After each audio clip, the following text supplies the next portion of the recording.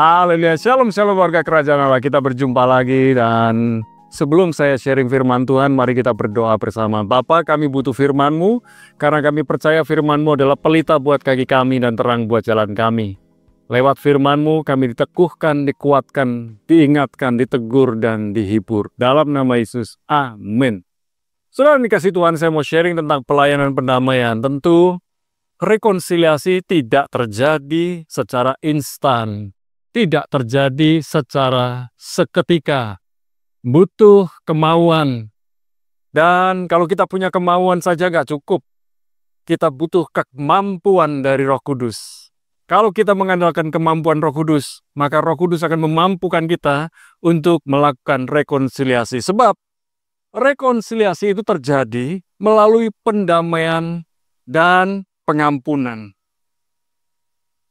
Jangan sampai kita ditipu oleh iblis, sebab iblis itu berusaha menipu kita agar kita tidak mau mengasihi dan mengampuni.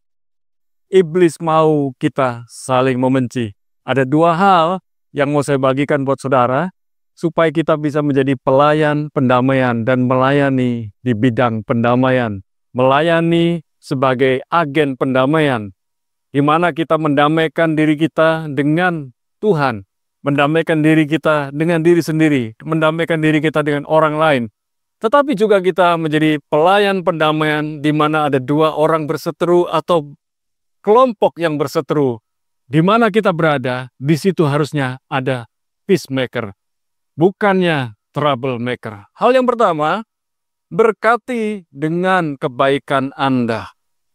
Roma 12 ayat 17, Bahasa Indonesia masa kini berkata, kalau orang berbuat jahat kepadamu, sekali lagi, kalau orang berbuat jahat kepadamu, janganlah membalasnya dengan kejahatan. Itu setimpal, itu sama levelnya.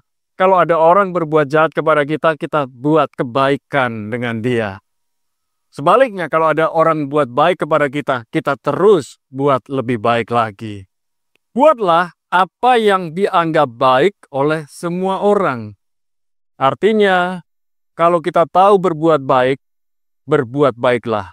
Makin baik, semakin baik, dan yang terbaik. Saudara, jangan pernah membalas kejahatan dengan kejahatan. Artinya kita sama-sama jahat.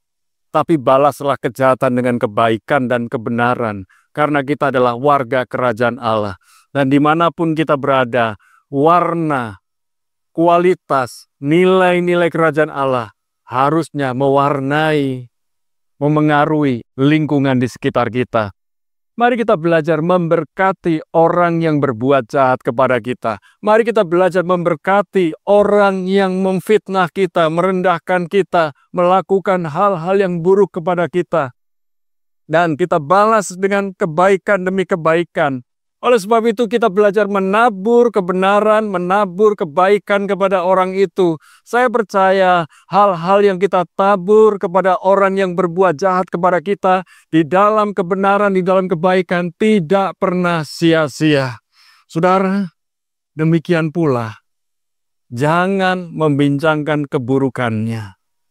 Waktu kita membincangkan keburukannya, apalagi dengan menambah-nambahi, apalagi dengan jiwa yang berkobar-kobar. Ingin membalas, tapi karena tahu firman ini jangan membalas, tapi membincangkan keburukannya. Saudara, sebetulnya kita sedang membalas kejahatan dengan kejahatan. Oleh sebab itu, jangan permuliakan iblis lewat tindakan-tindakan buruk, kejahatan-kejahatan yang diarahkan kepada kita. Namun permuliakan Tuhan dengan perbuatan baik kita, kebenaran kita, yang kita lakukan, karena Roh Kudus yang memampukan kita. Sebab saya percaya, kalau kita bisa berbuat benar, berbuat baik kepada orang yang berbuat jahat kepada kita, itu karena inisiatif Roh Kudus. Roh Kudus yang mendorong kita dan kita berespon dengan benar, sehingga kita bisa mengampuni dan kita bisa memberkati orang itu. Saudara, mari kita belajar selalu memuliakan Tuhan. Kingdom quote hari ini, jadilah pembawa dan pembagi berkat Tuhan. Yang kedua, jadilah agen pendamaian.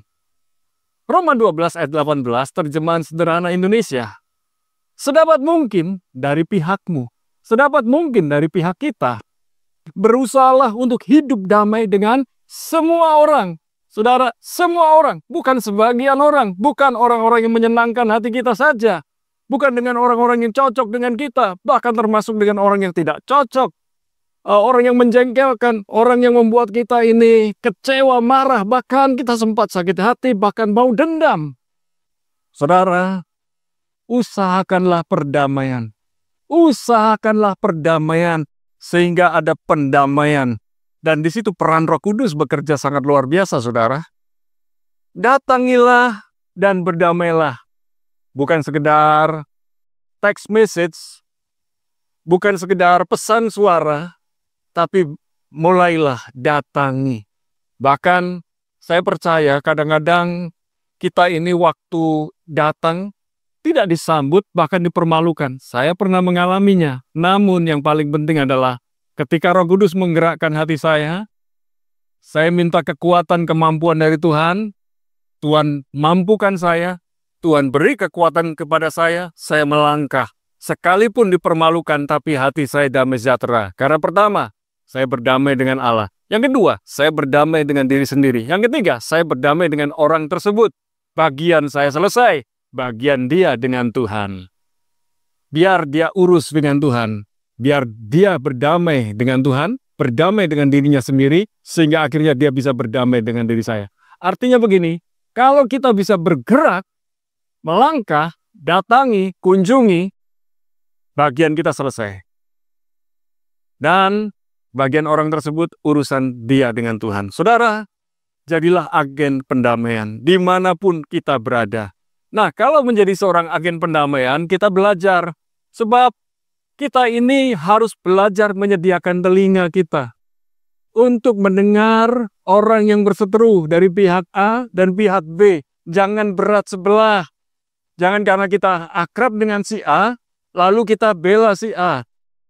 Jangan karena kita ini nggak suka dengan B, ini kesempatan buat saya sebagai agen pendamaian, tapi akhirnya malah menjadi agen provokator. Provokasi. Saudara, jangan ambil keuntungan sebagai agen pendamaian. Saudara hanya jembatan. Jembatan itu diinjak-injak.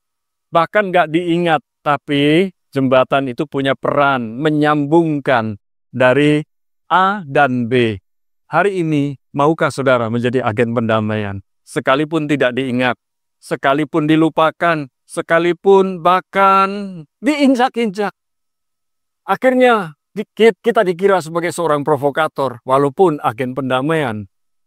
Cek hati kita, kalau kita murni, kita tulus, maka apapun yang kita kerjakan di dalam Tuhan, untuk mendamaikan orang lain, kita menikmati damai sejahtera dari Tuhan. Saudara, perdamaikanlah orang yang sedang berseteru. Dan saya percaya, ada di antara saudara yang memang dipakai Tuhan sebagai agen pendamaian. Tuhan beri hikmat, Tuhan beri kekuatan, Tuhan berikan kemampuan, Tuhan memberikan dorongan buat saudara untuk bergerak, melangkah, melayani satu orang dengan yang lain, dan mendamaikan mereka. Dan saudara tidak perlu ambil keuntungan apa-apa. Semua datang dari Tuhan free, kita berikan secara free, dan lihat, pemeliharaan Tuhan buat kita sangat ajaib, sangat luar biasa. Kingdom quote hari ini. Perdamaian harus diusahakan sehingga pendamaian terjadi. Saya percaya di dalam Yesus ada kasih, kesempatan, dan pengampunan serta pemulihan. Stay blessed dan mari kita berdoa. Bapa, beri kami hikmat. Biar Roh Kudus menyelidiki hati kami. Bila mana hati kami perlu dibersihkan, dikuduskan, dilayakkan, maka murnikan kami Tuhan. Sehingga ketika kami melayani, pelayanan kami adalah pelayanan yang menyenangkan hatinya Tuhan. Dan dimanapun kami berada, di situ ada perdamaian. Dan jadikan kami agen pendamaian. Kami percaya, Roh Kudus yang mampukan kami, mendorong kami untuk melangkah, dan menyertai, mengurapi, memberi hikmat buat kami. Di dalam nama Yesus, biarlah saudara-saudaraku yang sedang mengikuti program ini, ada di dalam rencana dan kehendak Tuhan yang sempurna, menjadi agen pendamaian, pelayan pendamaian, melayani pendamaian. Di dalam nama Yesus, amin. Tuhan Yesus memberkati saudara.